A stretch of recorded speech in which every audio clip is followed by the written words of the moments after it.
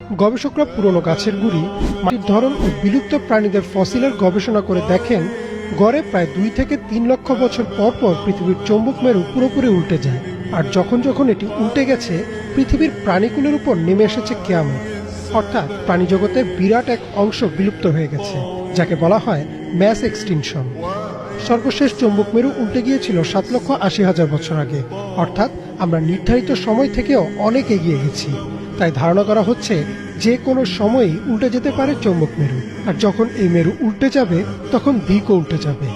এখন আমরা যাকে উত্তর দিক বলছি তা হবে দক্ষিণ, আর পূর্ব হবে পশ্চিম, অর্থাৎ সে সময় সূর্য উঠবে পশ্চিমে।